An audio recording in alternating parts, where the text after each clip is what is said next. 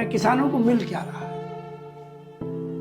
तो आप दूसरी भावना भी देखिए, बात गठबंधन की नहीं है, आप किसान के असली मुद्दों पर आइए ना। उसको आज की तारीख में डाई नहीं मिल रही है, इससे पहले यूरिया नहीं मिला है, इससे पहले कभी बिजली का संकट है, कभी कीमत का है, फसल की उसका कीमत है, उसको अपनी ज़मीन को बचाने का मसला है, कभी 3 कानून के खिलाफ लड़ाई है। तो एक सोच है उसकी, यहाँ के किसानों की, मजदूरों की, कि नहीं ये सरकार किसानों के हक में कितनी है, सरकारों के किसानों के खिलाफ कितनी है। तो वो निश्चित रूप से उसमें परिवर्तन आ रहा है। ये सरकार तो कहती है कि हम किसानों को सम्मान निधि दे रहे हैं और उनकी आमदनी हमने दोगुनी कर दी। आप इससे सहमत नहीं हैं?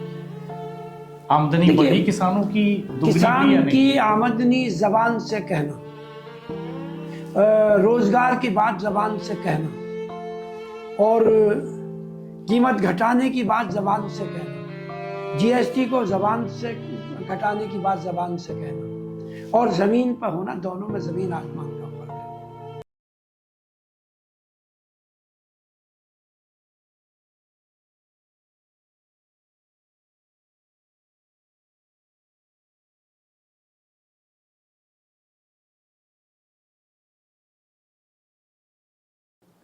आज आप चले जाइए बाजार में, क्या जीएसटी घटा के कर लिया, डीजल में कोई फर्क आ गया? आपको यूरिया में कोई कीमत घट गई, डाई में कोई कीमत घटी? किस बात पर आप जीएसटी घटा रहे हैं? हम जो रोजाना बिल दे रहे हैं, क्या उसमें कुछ हमें सस्ता हो गया?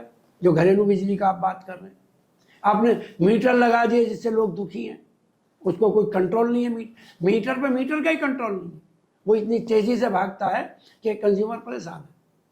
आप इन सब बातों को ध्यान में रखो ना, और इन्हीं पर चर्चा होनी चाहिए। लेकिन चर्चा के लिए दूसरे मुद्दे हो जाते हैं। चर्चा के लिए कभी कोई शोषा छोड़ देता है कि वो मैं आई लव मोहम्मद।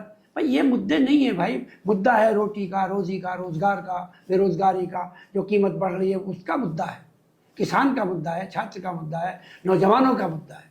ये सब मुद्दे नहीं है। ये मुद्दे तो मुद्दों से भटकाने के लिए मुद्दे पैदा किए जाते हैं।